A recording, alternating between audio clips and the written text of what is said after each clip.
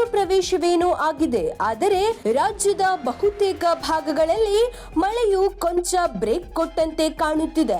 ಒಂದಿಷ್ಟು ಮಳೆಯು ಸುರಿದು ಭೂಮಿಯು ಹದವಾಗಿದೆ. ಕೆಲವು ದಿನಗಳು ಒಣಹವೆಯು ಮುಂದುವರಿದರೆ ರೈತರಿಗೆ ಮುಂದಿನ ಬೆಳೆಯು ಸಜ್ಜಾಗಲು ಒಳ್ಳೆಯ ಸಮಯ. ಆದರೆ ಹವಾಮಾನ ಮುನ್ಸೂಚನೆ ಏನು ಹೇಳ್ತಿದೆ?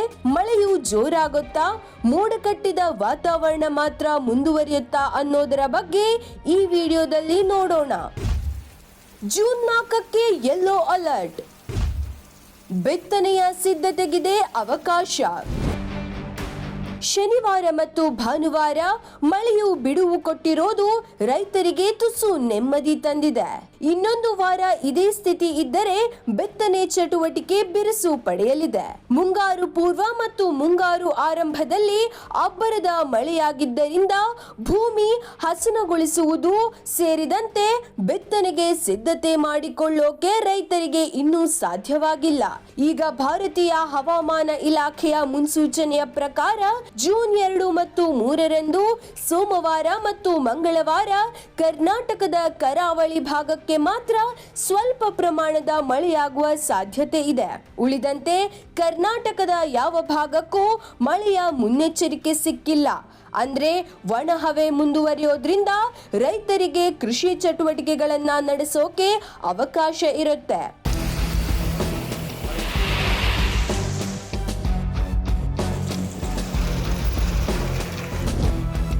ಆದರೆ ಜೂನ್ 4 ಮತ್ತು 5ರಂದು ಬಹುತೇಕ ರಾಜ್ಯದ ಎಲ್ಲಾ ಭಾಗಗಳಲ್ಲೂ ವಾತಾವರಣ ಬದಲಾಗಲಿದೆ.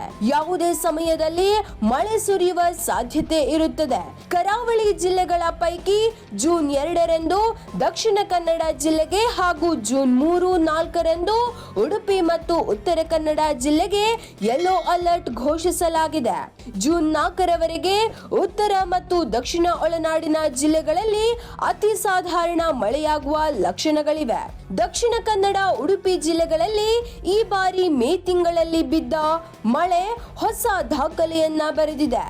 ದಕ್ಷಿಣ ಕನ್ನಡ ಜಿಲ್ಲೆಯಲ್ಲಿ 944 ಮಿಲಿಮೀಟರ್ ಹಾಗೂ ಉಡುಪಿ ಜಿಲ್ಲೆಯಲ್ಲಿ 836 ಮಿಲಿಮೀಟರ್ ಮಳೆಯಾಗಿದೆ. ಜೂನ್ 6ರಿಂದ ದಕ್ಷಿಣ ಒಳನಾಡಿನಲ್ಲಿ ಒಣಹವೆ.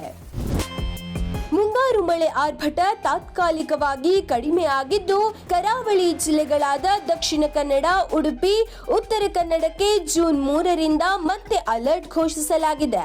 ಅಲ್ಲಿಯವರೆಗೆ ಮೋಡ ಬಿಸಿಲಿನ ವಾತಾವರಣ ಇರಲಿದೆ ಎಂದು ಹವಾಮಾನ ಇಲಾಖೆ ಮುನ್ಸೂಚನೆ ನೀಡಿದೆ.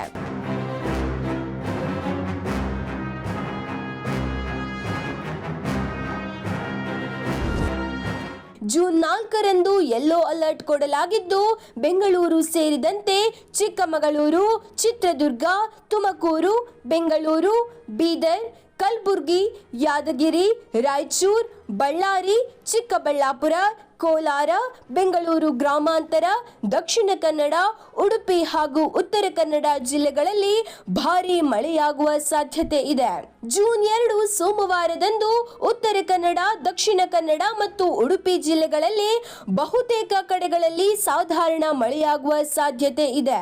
ಹಾಸನ, ಕೊಡಗು ಮತ್ತು ಮೈಸೂರು ಜಿಲ್ಲೆಗಳ ಒಂದೆರಡು ಕಡೆಗಳಲ್ಲಿ ಲಘುವಾಗಿ ಮಳೆಯಾಗುವ ಸಾಧ್ಯತೆ ಇದೆ. ಇನ್ನು ಜೂನ್ 6ರಿಂದ 7ರವರೆಗಿನ ರಾಜ್ಯದ ಬಹುತೇಕ ಜಿಲ್ಲೆಗಳಲ್ಲಿ ಒಣಹವೆ ಮುಂದುವರಿಯುವ ಸಾಧ್ಯತೆ ಇದೆ.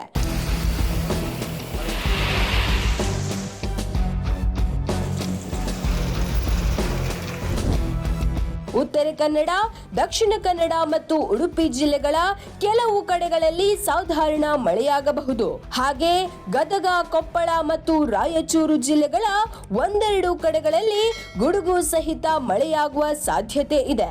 ಬುಧವಾರ ಮತ್ತು ಗುರುವಾರ ಮಳೆಯಾಗುವ ಸಾಧ್ಯತೆ ಜಾಸ್ತಿ ಇರೋದ್ರಿಂದ ಹೊರಗೆ ಓಡಾಡುವವರು ಅಗತ್ಯ ಮುನ್ನೆಚ್ಚರಿಕೆಗಳನ್ನ ತಗೊಳ್ಬೇಕು.